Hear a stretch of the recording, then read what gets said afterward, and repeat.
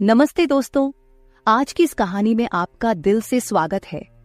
मैं उन लड़कियों में से थी जिन्हें अपने बिस्तर पर सोने का बहुत ज्यादा शौक था।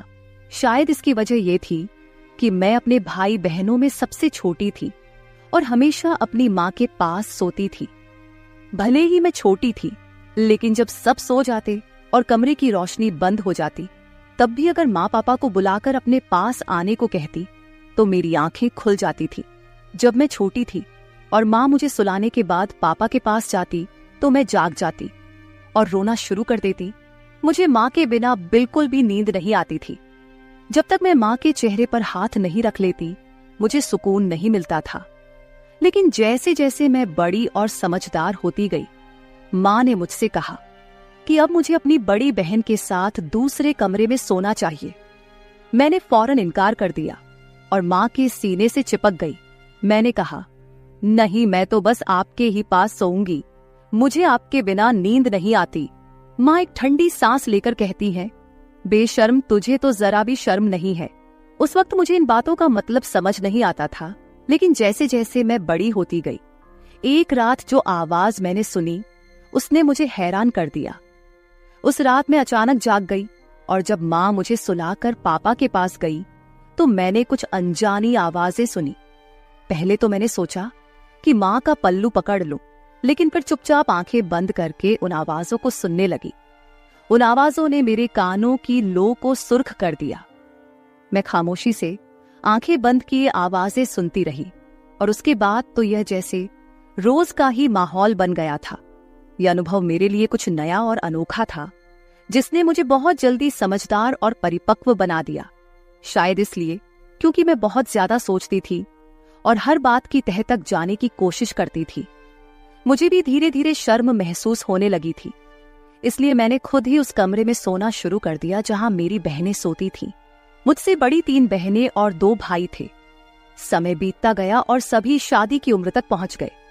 मेरे सभी भाई बहनों की मुझसे पहले ही शादियां हो गई। जब मेरी शादीशुदा बहनें किसी फंक्शन के लिए हमारे घर आती तो रात को छुपकर तीनों आपस में बातें करती और खूब हंसती, लेकिन जैसे ही मैं वहां पहुंचती सब चुप हो जाते। जब मैं उनसे पूछती कि क्या बातें हो रही है तो वे मुझे कहती, तुम अभी छोटी हो। हालांकि मैं 18 साल की हो चुकी थी, लेकिन वो मुझे अभी भी बच्ची समझती थी। धीरे धीरे मैं इतनी चतुर हो गई कि जब भी मेरी बहनें आती तो मैं जानबूझकर सोने का नाटक करती और उनके बीच बिस्तर पर सो जाती। फिर वे तीनों बैठकर छटखारे लेते हुए आपस में बातें करती, जो पति पत्नी के बीच में होती है। मेरी तीनों बहनें हमेशा आपस में सब कुछ साझा करती थी और साथ मिलकर शरारतें करती थी। मैं भी उनकी बातें सुनती थी और खुद को संयमित रखने की कोशिश करती थी। शादी के बाद की जिंदगी खुशियों से भर जाती है, ये बात मैं जान चुकी थी। इसलिए मेरे दिल में भी एक हलचल मचने लगी थी। मैं सोचने लगी कि आकाश, मेरी भी शादी हो जाए, मेरा भी एक पति हो और मुझे भी अपने पति से वही प्यार मिले जो मेरी बहनों को मिलता है। शादी के बाद ये सब जायज हो जाता है और इसमें सुकून भी मिलता है। ये सोच सोच कर मेरा दिल जोर जोर से धड़कने लगता था। पढ़ाई पर ध्यान देने की बजाय मैं शादी के बाद के ख्वाब देखने लगी। हर रात एक अजीब सी बेचैनी मेरी रग रग में समा जाती थी। मैं जब कमरे में अकेली होती तो अपने मोबाइल पर इंटरनेट पर लड़के लड़कियों की रोमांटिक सॉन्ग देखती और फिर खुद को उस लड़की की जगह महसूस करती। मैं उस लड़की की जगह अपने भावी पति की कल्पना करती और सुकून महसूस करती थी। एक दिन मेरी बड़ी बहन घर आई हुई थी। भाभी और मेरी बहन आपस में कुछ ऐसी बातें कर रही थी जिन्हें सुनकर मेरे मन में अलग ही ख्याल आने लगे और मैं फिर वही रोमांटिक वीडियो देखने लगी। उसी वक्त मेरी बहन जाग गई और उसने मुझे यह सब करते हुए देख लिया। उसने मेरा मोबाइल छीन लिया और मेरे चेहरे पर एक थप्पड़ मार दिया। फिर गुस्से में बोली, अपनी उम्र देख और अपने काम देख। मैं समझ नहीं पा रही थी कि तू पढ़ाई पर ध्यान क्यों नहीं दे रही थी। तू तो वक्त से पहले ही इन गलत कामों में पड़ गई है। तुझे बहुत शौक है अपनी जिंदगी में किसी को शामिल करने का। देखती हूँ, सुबह माँ से कहती हूँ कि तेरी ये बेटी एक दिन तेरा मुंह काला करके चली जाएगी, इससे पहले कि कुछ और बुरा हो, इसे यहाँ से चलता करो। जब मेरी बहन को मेरी इस हरकत का पता चला तो मैं बहुत डर गई। मैं रोने लगी और उससे हाथ जोड़कर माफी मांगने लगी। नहीं दीदी, ऐसा कुछ नहीं है, मैं तो बस ऐसे ही देख रही थी। लेकिन उसने मुझे खूब डांटा। अगले दिन मेरी बहन ने मुझे मेरा मोबाइल वापस कर दिया, लेकिन यह वादा लिया कि अगर दोबारा इस तरह की फिजूल वीडियो देखी तो अंजाम बुरा होगा। मैंने भी तौबा कर ली थी, पर जब मैं कॉलेज जाती और अपनी सहेलियों को उनके बॉयफ्रेंड के साथ बातें करते हुए सुनती तो फिर से मेरे अंदर वही भावनाएं जागने लगती। मैं 18 साल की थी जब मेरी बहन ने एक बार फिर मुझे मोबाइल पर वही वीडियो देखते हुए देख लिया। वह कहने लगी, तुझसे मना किया था ना, फिर भी नहीं मानी। लगता है तेरी जवानी कुछ ज्यादा ही जोश दिखा रही है। चल अब माँ को बताती हूँ। मुझसे रहा नहीं गया तो मैंने गुस्से में कह दिया, हाँ, खुद तुम लोग शादी करके अपनी जिंदगी एंजॉय कर रहे हो और मुझे एक वीडियो भी नहीं देखने देती। इससे अच्छा तो माँ से कह दो कि मेरी भी शादी करवा दो। मैं शादी लायक हो चुकी हूँ, घर के काम भी अच्छे से कर लेती हूँ और पढ़ाई लिखाई में मेरी वैसे भी कोई खास दिलचस्पी नहीं है। जब भी मैं कुछ कहती हूँ लोग मेरी माँ बनकर मुझे डांटने पर तुले रहते हैं। मेरी बहन ने मुझे थप्पड़ मारा और कहा, क्या जमाना आ गया है, जब ससुराल जाओगी तब सीधी हो जाओगी। ससुराल में सिर्फ पति ही नहीं होता बल्कि ढेर सारी जिम्मेदारियां भी होती है। हम तो ससुराल की थकान लेकर मायके में आकर चैन की सांस लेते हैं। रात को पति का मूड देखना पड़ता है, गुस्सा सहना पड़ता है और सुबह से ननद देवरानी और जेठानी दिमाग खराब करती है। महंगाई और बिजली के बिल वैसे ही सरदर्द देने के लिए तैयार रहते हैं। तुम्हें शादी आसान लगती है, लेकिन असल में ऐसा नहीं है। मेरी बहन ने मुझे बहुत समझाया, लेकिन मैं कहाँ समझने को तैयार थी। मेरे लिए भी रिश्ता देखा जाने लगा।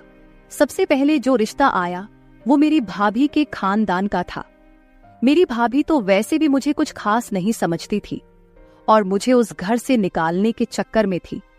जब लड़के की तस्वीर दिखाई गई तो वह बहुत खूबसूरत था। उसे देखकर मेरे दिल की धड़कन तेज हो गई। उसके साथ शादी के बाद का ख्याल आते ही मेरे अंदर एक अजीब सी खुशी दौड़ने लगी। हमारे घर वाले सादगी पसंद थे, इसलिए हमारी शादी भी सादगी से होने वाली थी। शादी की तैयारियां शुरू हो गई और फिर वह दिन आ गया जब मैं मेहंदी लगाकर दुल्हन बनकर बैठी थी। खानदान की सारी औरतें आकर मेहंदी की रस्म निभा रही थी। मैं भले ही गंभीरता से बैठी थी, लेकिन अंदर से मेरे मन में खुशी की लहर दौड़ रही थी।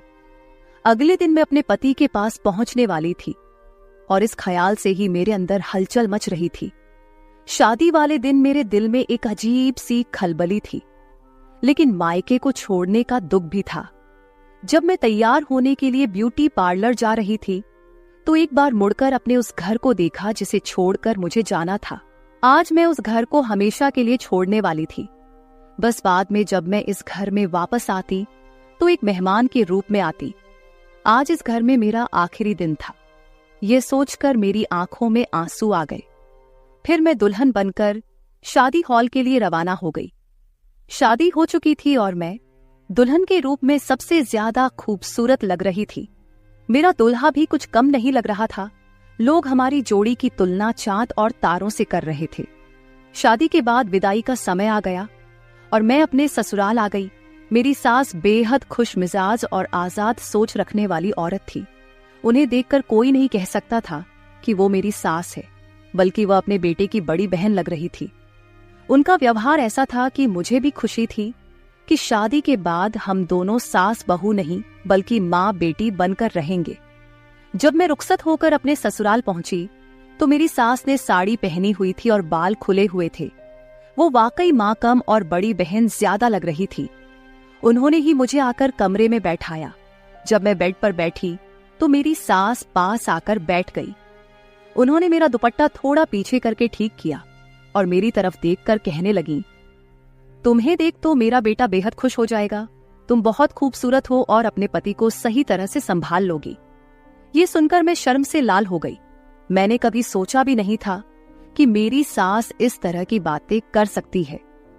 मैं मुस्कुराई तो वो कहने लगी, अरे बहू, मुझे बाकी सास जैसा मत समझो। मैं तुम्हारी दोस्त बनकर रहूंगी। तुम मुझसे बिना झिझक कुछ भी शेयर कर सकती हो। उनकी बातें सुनकर मेरा मन हल्का हो गया और मुझे यकीन हो गया कि हमारा रिश्ता सास बहू से बढ़कर दोस्ती का होगा। अगर सुहागरात को लेकर मुझसे कुछ पूछना चाहती हो या कोई मसला है तो बताओ, फिक्र की कोई जरूरत नहीं है। मैं तो पहले ही शर्म से पानी पानी हो चुकी थी। मैंने सोचा था कि मेरे पति बहुत रोमांटिक होंगे और मेरी हर कोई ख्वाहिश पूरी करेंगे, लेकिन मेरी सास ने सोने पर सुहागा कर दिया। मैंने उन्हें मना किया कि ऐसी कोई बात नहीं है, मुझे कुछ नहीं पूछना। फिर भी वो मेरे पास बैठ गई और धीरे से कानों में बताने लगी कि आज के दिन लड़कों को कैसे खुश किया जाता है। मैं पूरे ध्यान से उनकी बातें सुनती रही। कुछ देर बाद जब सासू माँ कमरे से बाहर गई तो मैंने बाहर से आवाज सुनी। सास माँ अपने बेटे से कह रही थी, बेटा मेरी बहू को ज्यादा तंग मत करना। अगर मुझे सुबह शिकायत मिली तो मैं अपनी बहू को 1 महीने तक अपने पास बुला लूंगी। इस पर मेरे पति चुप थे। जब वे कमरे में आए तो मैं फौरन सिर झुकाकर बैठ गई। मेरे पति मेरे सामने आकर बैठे और जैसे ही उन्होंने मेरा घूंघट उठाया तो मेरे हुस्न की तारीफें करने लगे। उनकी तारीफ सुनकर मैं शर्म से मुस्कुराती रही। फिर उन्होंने मेरा हाथ पकड़कर सोने की अंगूठी मेरी उंगली में पहना दी और हाथ सहलाने लगे। मैं आज बहुत खुश थी कि आखिर वो रात आ ही गई थी जिसका मैं कब से इंतजार कर रही थी।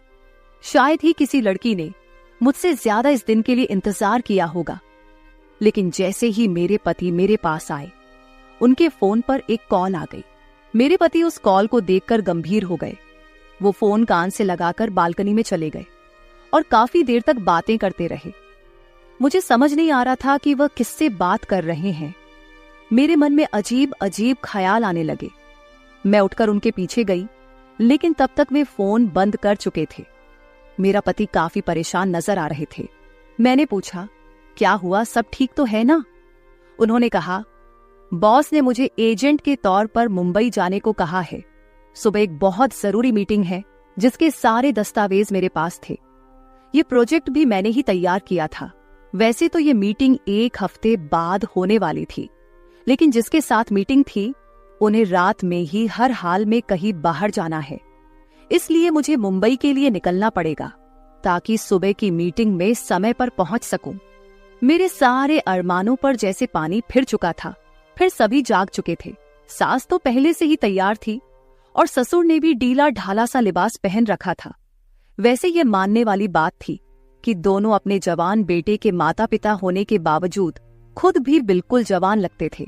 मेरी सास जो न जाने सुबह शाम सुर्ख गुलाब खाती थी, उनके चेहरे की चमक देखकर मुझे लगता था कि मानो वो किसी रानी के समान हो। जब मेरे पति ने उन्हें बताया कि उन्हें इमरजेंसी में जाना पड़ेगा तो दोनों ही चिंतित हो गए। वे कहने लगे, मत जाओ, तुम्हारी बीवी क्या सोचेगी? आज तुम्हारी शादी की पहली रात है, खास रात है, मत जाओ। लेकिन मेरे पति ने कहा कि नौकरी चली जाएगी, इस रात का क्या है, हमने तो पूरी जिंदगी एक साथ गुजारनी है। मेरे पति जैसे तैसे समझाकर वहां से चले गए और मैं बस मुंह देखती रह गई। मैंने उनका सामान पैक करने में मदद की थी और वह एयरपोर्ट के लिए निकल चुके थे तो ससुर उन्हें छोड़ने गए। सास मेरे पास आकर बैठ गई और बार बार माफी मांगने लगी, लेकिन मैंने कहा, कोई बात नहीं, हो जाता है। जब ससुर लौट कर आए तो दोनों अपने कमरे में चले गए और मैं कपड़े बदलकर बिस्तर पर सोने के लिए लेट गई। अंदर से मैं बहुत बेचैन थी और सोच रही थी कि अब ये 2 दिन कैसे काटूंगी। खैर, जहां इतने साल निकाले हैं वहां 2 दिन भी निकाल दूंगी। उस रात मैं सो गई। सुबह कुछ मेहमान मेरे मुंह दिखाई के लिए आए थे। हर कोई पूछ रहा था, तुम्हारा पति कहाँ है? दूल्हे के बिना तो दुल्हन अधूरी होती है। इस तरह की बातें सुनकर मैं शर्म से लाल हो रही थी। फिर मेरे मायके से मेरी बहनें और भाभियां आई। मेरी बहनें शरारत से पूछने लगी, चलो अब कल रात के बारे में कुछ बताओ। तुम्हारा पति तुम्हारे पास रुका भी, जाओ, उससे पहले ही तुमको छोड़कर चल गया। मैंने गहरी सांस लेकर अपने आप को संभाल लिया। मेरी बड़ी बहन मेरे पास आई और ताली बजाकर जोर से हंसी। उसने कहा, जैसे को तैसा, जितनी बेताबी तुम्हें थी, देखो तुम्हारे साथ क्या हुआ। मेरा तो बस नहीं चल रहा था, वरना अभी तुम्हारा गला दबा देती। फिलहाल 2 दिन बाद मेरे पति को वापस आना था। मुझे लगा कि ये 2 दिन पल झपकते ही गुजर जाएंगे।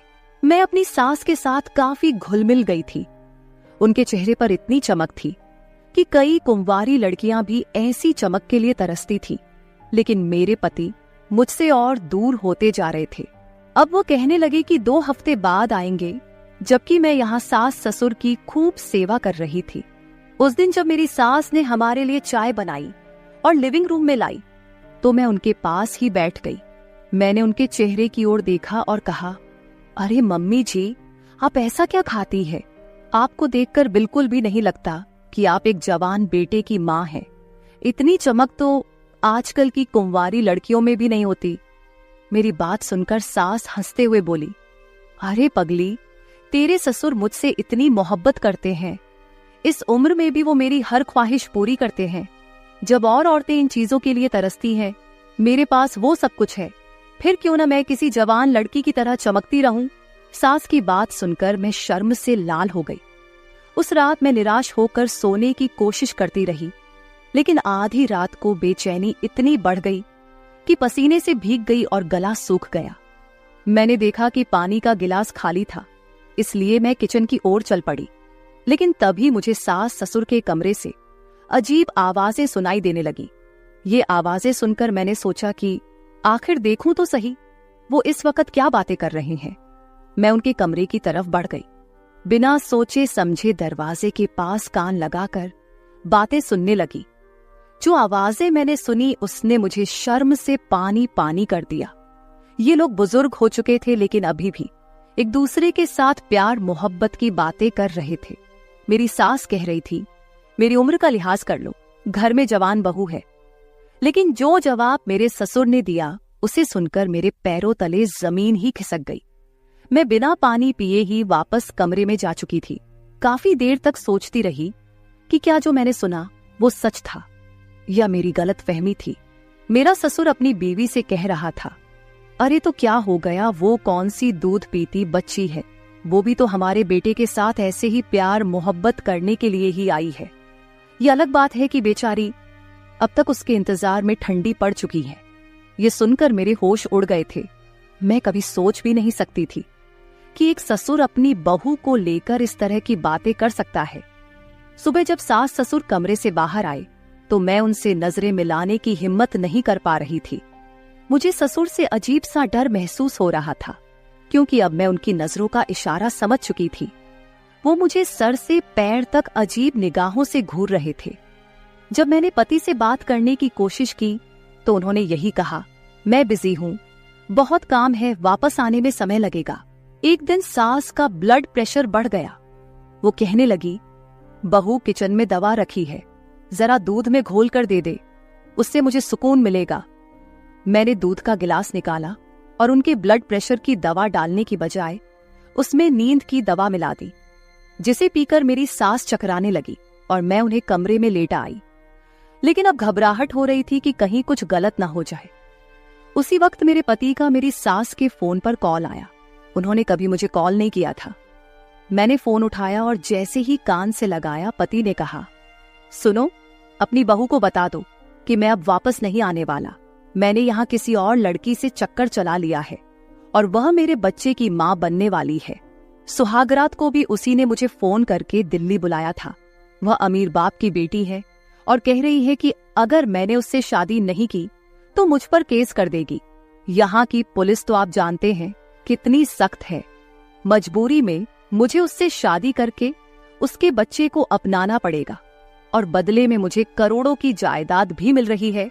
फिर भला क्या रखा है आपकी उस बहू में। बहुत जल्द मैं आप दोनों को भी यहाँ बुला लूंगा, सुकून की जिंदगी गुजारेंगे। बस किसी तरह इस नालायक बहू से पीछा छुड़ा ले। ये सुनते ही मेरे पैरों तले जमीन खिसक गई। सारे सपने मिट्टी में मिल चुके थे। मैं अपनी सास को उस हालत में छोड़कर घर लौट आई। रो रोकर मैंने अपने माता पिता और भाइयों को सब कुछ बताया। वे तुरंत मेरे ससुराल पहुंचे और जमकर बहस हुई। मेरे सास ससुर ने यहां तक कह दिया कि एक बार जायदाद हमारे बेटे के नाम हो जाए, फिर हम उसे भी छोड़ देंगे और अंजलि ही हमारी बहू रहेगी। लेकिन मेरे पिता ने साफ मना कर दिया। कुछ सालों बाद अदालत में केस चला और मेरा अपने पति से तलाक हो गया। कम उम्र में ही मैंने ये सब झेला। मेरी बहन सही कहती थी कि दाव, शादी के बाद बहुत कुछ ऐसा होता है जो एक लड़की की जिंदगी को पूरी तरह बदल देता है। जो मैं कभी हंसमुख चुलबुली और भावुक हुआ करती थी, अब खामोश रहने लगी थी। अब मेरी उम्र 25 साल हो चुकी है। मेरे लिए कई रिश्ते आते हैं, लेकिन मर्दों पर से मेरा भरोसा पूरी तरह से उठ गया है। शादी का नाम सुनते ही मेरा दिल डर से कांप उठता है। आपको क्या लगता है, क्या मुझे शादी कर लेनी चाहिए, या सभी मर्द ऐसे नहीं होते हैं? अगर मुझे फिर से धोखा मिला तो मेरे प्यारे दोस्तों, ये थी मेरी आज की छोटी सी कहानी। आप लोग कमेंट करके जरूर बताएं कि आपको मेरी कहानी कैसी लगी। अगर आप ऐसी ही और भी इंटरेस्टिंग और रोमांटिक कहानियां सुनना चाहते हो तो चैनल को सब्सक्राइब जरूर कर ले और बेल आइकॉन ऑन कर ले, ताकि आपको मेरी आने वाली नई कहानी तुरंत मिल सके। कल मिलेंगे एक और नई कहानी के साथ। बचपन से ही बहुत पसंद थे और मैं अपने अम्मी और अब्बू से भी ज्यादा उनके बेहद करीब थी।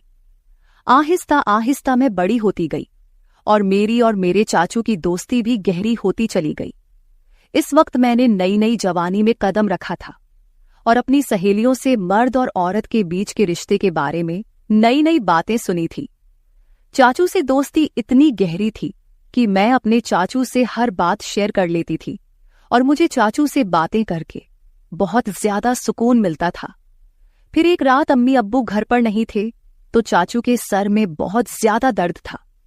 चाचू ने मुझे कहा, अंजलि जरा चाय बनाकर मेरे कमरे में ले आओ। मैंने जल्दी से चाय बनाई और चाचू के कमरे में चली गई। चाचू ने चाय साइड टेबल पर रखने को कहा।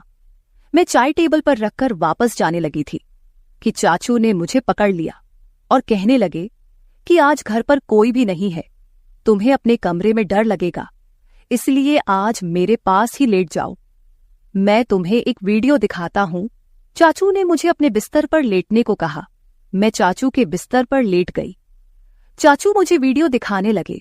उस वीडियो को देखकर मेरी आंखें हैरत से फटी की फटी रह गई और फिर चाचू मुझे बोले, चलो हम दोनों भी मिलकर ऐसे ही।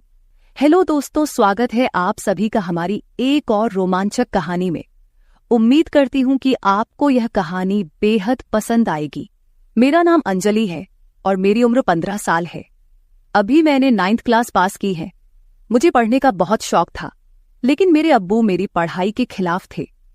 मैंने अम्मी और चाचू से कहा कि मैं आगे पढ़ना चाहती हूं, तो आप दोनों प्लीज मेरी मदद करो और मेरे अब्बू को राजी करो। अम्मी ने अपनी तरफ से बहुत कोशिश की, लेकिन अब्बू नहीं मान रहे थे, क्योंकि उनका कहना था कि आजकल कॉलेज में पढ़ाई कम और आशिकी ज्यादा चलती है।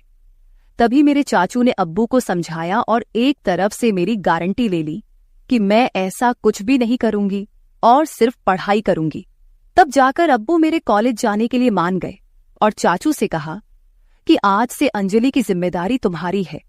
अगर उसने कुछ उल्टा सीधा काम किया जिससे इस घर और खानदान पर कोई दाग लगा, तो अंजलि के साथ साथ तुम्हारी भी खैर नहीं है। चाचू ने अब्बू से कहा कि भाईजान, आप फिक्र ना करें, मैं अंजलि की हर हरकत पर नजर रख लूंगा।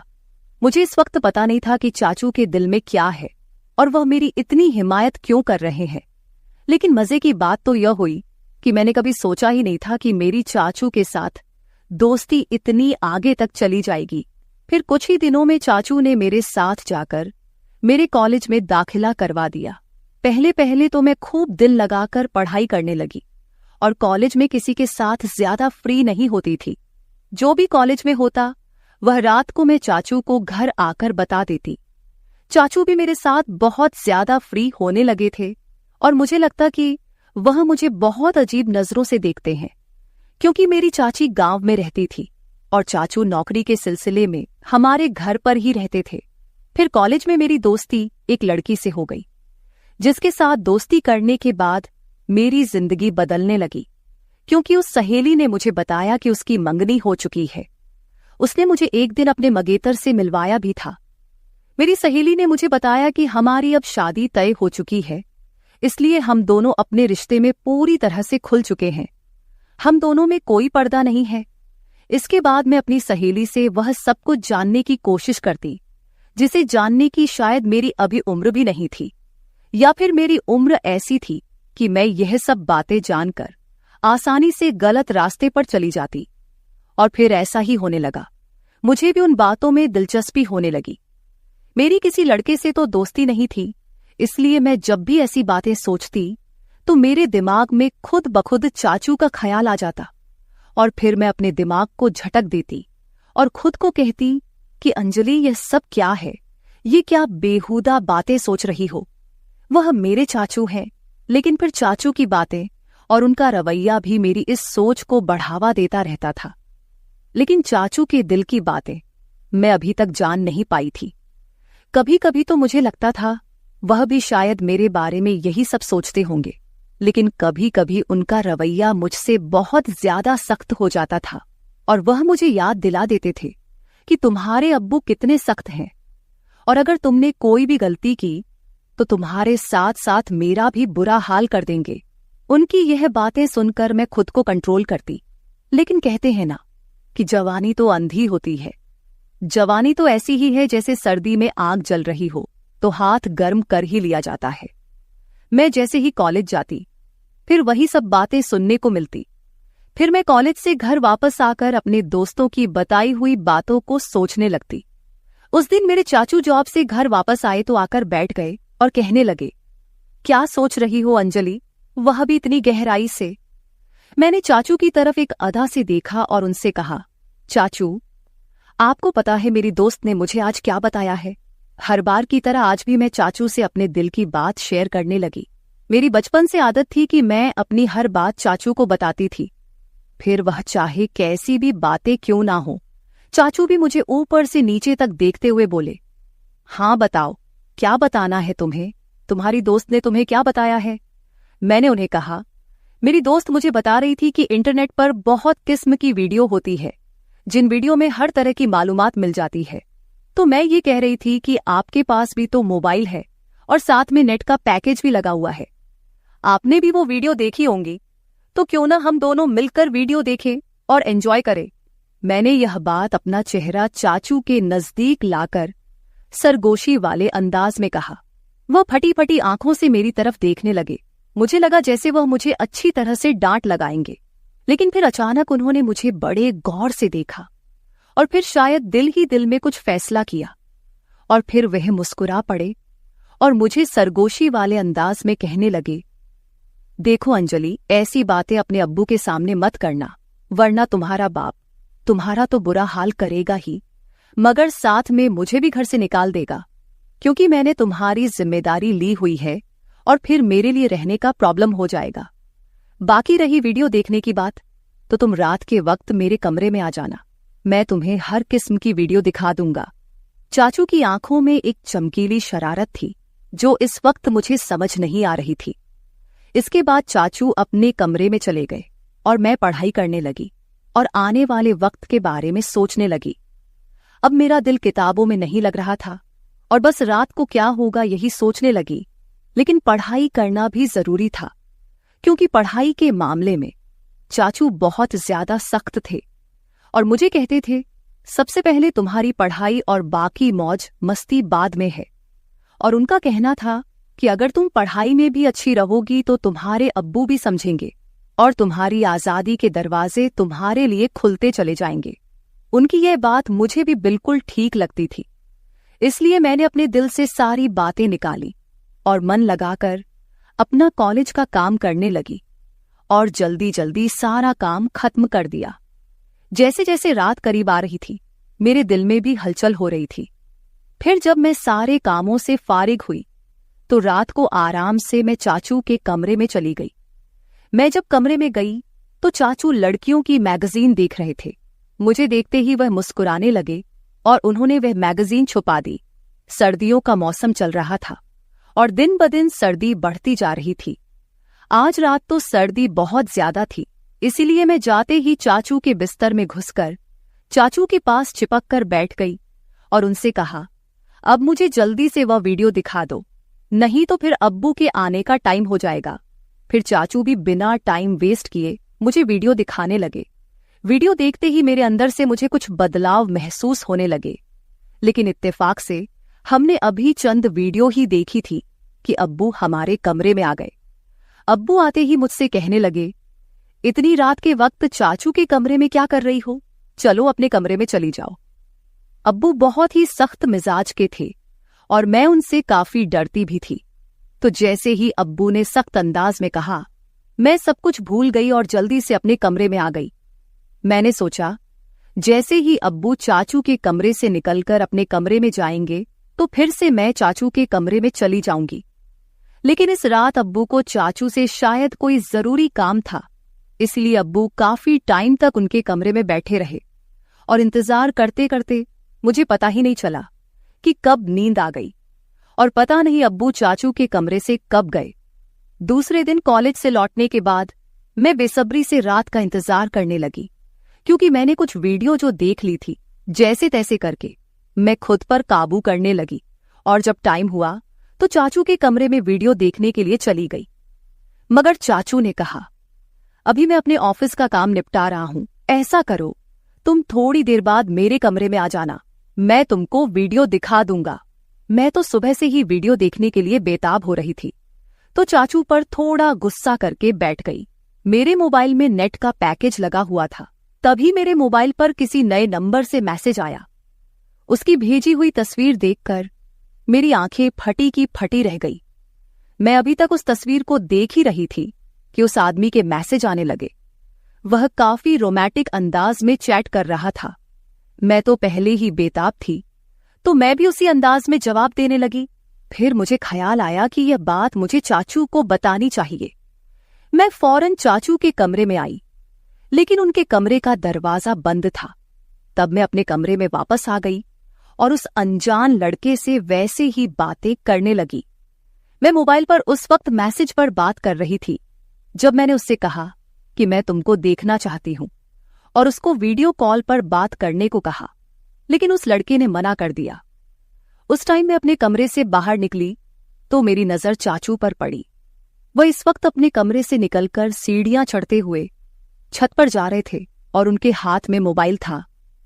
मुझे हैरत हुई कि वे रात के इस वक्त छत पर क्यों जा रहे हैं। रात के 12 बज रहे थे, मुझे नींद भी नहीं आ रही थी, लेकिन मेरे दिमाग में यह शक आ गया था कि कहीं चाचू ही तो मुझे नए नंबर से मैसेज तो नहीं कर रहे हैं। खैर, मैं यही बातें सोचते सोचते अपने चाचू के ख्यालात में पता नहीं कब नींद की वादियों में खो गई और एक ख्वाब देखा जिसमें चाचू मेरे साथ थे और बोल रहे थे किसी काम को करने के लिए। तभी मेरी आंख खुल गई। सुबह मैंने देखा चाचू का मूड बहुत अच्छा था। वह मेरे साथ बहुत हंस हंस कर बातें कर रहे थे। इससे पहले मैं अपने कॉलेज पैदल जाया करती थी, लेकिन उस दिन चाचू ने कहा, आज मैं तुम्हें अपनी बाइक पर कॉलेज के लिए लेकर जाऊंगा, तो मैं भी उनके साथ चल पड़ी। जैसे ही कॉलेज खत्म हुआ और गेट से बाहर निकली तो चाचू मेरा पहले से ही इंतजार कर रहे थे। मैं आज बहुत ज्यादा उदास थी क्योंकि मेरी दोस्त मुझसे नाराज थी, क्योंकि हम दोनों के दरमियान लड़ाई हो गई थी। चाचू ने रास्ते में मेरी उदासी की वजह पूछी तो मैंने उन्हें बताया कि मेरी सहेली से लड़ाई हो गई है और मेरा मूड बहुत ज्यादा खराब है। तो चाचू ने कहा, चलो तुम्हारा मूड ठीक करता हूं, और चाचू ने बाइक एक बिरयानी की शॉप पर रोक दी। उन्हें पता था कि मुझे बिरयानी बहुत पसंद है। फिर हम दोनों ने वहां बैठकर बिरयानी खाई और कोल्ड ड्रिंक भी पी। चाचू वहां भी मुझसे हंसी मजाक कर रहे थे। इसके बाद मैं चाचू के साथ घर वापस आ गई। उस दिन अम्मी अब्बू घर पर मौजूद नहीं थे, शायद किसी रिश्तेदार की शादी में गए हुए थे। तो चाचू मुझसे पूछने लगे कि तुमने मुझसे दोबारा से वह वीडियो देखने को क्यों नहीं कहा। तो मैंने उन्हें बताया कि मैंने तो पहले से ही देख ली है। चाचू एकदम से चौंक कर मेरी तरफ देखने लगे और बोले, वो कैसे देखी? तुम्हारे पास तो सिर्फ सिंपल पैकेज होता है। उन्होंने सख्त अंदाज में पूछा था। मैंने उन्हें बताया कि मेरा एक नया दोस्त बना है, उसने भेजी थी। मैं रात को आपको बताने के लिए आई थी, मगर आप सो रहे थे। जब चाचू ने यह सुना तो गहरी सोच में डूब गए। वह बोले, तुम अभी जाओ और अपने कपड़े चेंज करके आ जाओ। मैं अपने कमरे में चली गई। जब मैं वापस आई तो देखा कि चाचू मेरे मोबाइल पर कुछ तलाश कर रहे थे। मुझे अपनी तरफ बढ़ता हुआ देखकर चाचू ने मेरा मोबाइल टेबल पर रख दिया और फिर हम दोनों ने एक साथ मिलकर खाना खाया। मैं खाना खाते वक्त चाचू की तरफ देखती तो मुझे लगता कि चाचू मुझे अजीब निगाहों से देख रहे हैं। मुझे ऐसा लग रहा था कि वह मुझसे कुछ कहने की कोशिश कर रहे हैं, मगर वह कह नहीं पा रहे थे। मैं दिल ही दिल में सोचने लगी, चाचू अब कह भी दो ना, मैं आपको मना नहीं करूंगी। फिर मेरी नजर चाचू के चेहरे से हटकर अपने मोबाइल पर पड़ी, क्योंकि मैं आज भी उस अनजान लड़के के मैसेज का इंतजार कर रही थी। उसने अभी तक मुझे मैसेज नहीं किया था और चाचू भी फिलहाल कुछ कहने को चाह रहे थे। तभी मैंने मोबाइल उठा लिया और खुद ही उस नंबर पर मैसेज करने लगी, मगर मेरे चाचू ने मेरे हाथ से मोबाइल छीन लिया। मुझे लगा शायद उन्हें जलन हो रही है। तभी चाचू ने कहा, अंजलि, खाना खाते वक्त मोबाइल इस्तेमाल करना बिल्कुल भी अच्छी बात नहीं है, इसलिए मोबाइल मुझे दे दो। उन्होंने यह कहते हुए मेरा मोबाइल अपने पास ही रख लिया। मैंने जल्दी जल्दी खाना खत्म किया और चाचू से कहा, अब तो मेरा मोबाइल मुझे वापस कर दो। तब उन्होंने कहा, दे दूंगा, अभी तुम ऐसा करो कि बर्तन समेटकर मेरे कमरे में आ जाओ। मैं तो खुश हो गई कि शायद जलन में आकर आज चाचू मेरी ख्वाहिश को पूरा जरूर करेंगे। मैंने ऐसा ही किया, जल्दी जल्दी बर्तन समेटे, फिर कॉलेज का काम भी खत्म किया और रात के 11 बज रहे थे जब मैं चाचू के कमरे में आई और उनसे कहने लगी, अब तो मुझे मेरा मोबाइल दे दो, मुझे उस दोस्त से बात करनी है। चाचू ने कहा, मेरे सर में बहुत ज्यादा दर्द हो रहा है, जाओ पहले मेरे लिए अच्छी सी चाय बनाकर लाओ। मैं चाय बनाने चली गई। कुछ देर बाद मैं चाय बनाकर कमरे में आई और चाय टेबल पर रख दी और मुड़कर जाने ही लगी। तभी चाचू ने मुझे बाजू से पकड़ लिया और बोले, आज घर में कोई भी नहीं है, तुम्हें अकेले सोने में डर लगेगा, आज रात तुम मेरे कमरे में ही रुक जाओ। मैं खामोश निगाहों से उनकी तरफ देखने लगी, क्योंकि आज रात मुझे उस लड़के से वीडियो कॉल पर बात करनी थी। मैंने जानबूझकर चाचू को वापस जाने के लिए यह बात कह दी कि मैं अपने कमरे में जाऊंगी और अपना बाजू उनसे छुड़ाकर कमरे से बाहर जाने लगी। मगर चाचू ने मुझे जाने से रोक दिया और बोले, मैंने जो कहा है उतना ही करो। उन्होंने सख्त लहजे में कहा था और मुझे अपने बेड पर लेटने को कहा। मैं भी डर के मारे चाचू के पास ही रुक गई। वह काफी देर तक तो मेरा मोबाइल इस्तेमाल करते रहे और मुझे सोने भी नहीं दिया। फिर चाचू ने मेरे साथ जो व्यवहार किया वो मैं कभी सोच भी नहीं सकती थी। रात के 12 बजे तो उन्होंने मुझे कहा, तुम देखना चाहती हो ना कि वह लड़का कौन है जो तुम्हें वीडियो और तस्वीर भेजता है। चाचू की बात सुनकर मैं बहुत ज्यादा खुश हो गई और बोला, हाँ मैं देखना चाहती हूँ। चाचू ने मेरा मोबाइल मेरे हाथ में थमा दिया और कहा, देखो इसको। उसकी तस्वीर देखकर मेरे होश उड़ गए, क्योंकि वो लड़का मेरी दोस्त का मंगेतर था। मैं फटी फटी हुई आंखों से चाचू की तरफ देखने लगी। मेरी आंखों से आंसू निकल पड़े थे। फिर चाचू बताने लगे कि तुमने जब मुझे इस लड़के के बारे में बताया तो मैं समझ गया था कि जरूर कोई तुम्हें बेवकूफ बना रहा है। तभी मैंने तुम्हारे मोबाइल से अंजलि बनकर इस लड़के से बात करना शुरू कर दिया। वह तुम्हारी तस्वीर बनाकर सोशल मीडिया पर डालने वाला था। अगर मैं उसे ना डराता तुम बर्बाद हो जाती और खानदान की इज्जत खराब हो जाती, और तुम्हारे अब्बू तुम्हारा और मेरा जो हश्र करते वह अलग। अंजलि बेटी, तुम्हारी यह उम्र कुछ अच्छा सीखने की है। ऐसी बुराई वाली बातों से, उन कामों से खुद को बचाकर रखो। तुम जब मुझसे ऐसी बातें करती थी तब मैं उन बातों को तुम्हारा बचपन और मजाक समझकर टाल देता था, मगर फिर मुझे एहसास हुआ कि मुझे टालने की बजाय तुम्हें किसी तरह से समझाना चाहिए। तभी मैंने तुम्हें सख्ती से समझाने के बजाय तुमसे दोस्ती बढ़ाई। अगर उस वक्त मैं तुमको सख्त अल्फाजों में समझाने की कोशिश करता तो शायद तुम समझने के बजाय नाराज हो जाती। फिर तुम मुझसे बातें शेयर ना करती और मुझसे दूर होकर दूसरे लोगों के जाल में फंस जाती। चाचू की बात सुनकर मैं फूट फूट कर रोने लगी। उन्होंने मुझे दिलासा देकर खामोश करवाया और समझाया कि मैं कॉलेज में ऐसी लड़कियों से दोस्ती करूं जो पढ़ाई में तेज हो, ना कि बुरे कामों में।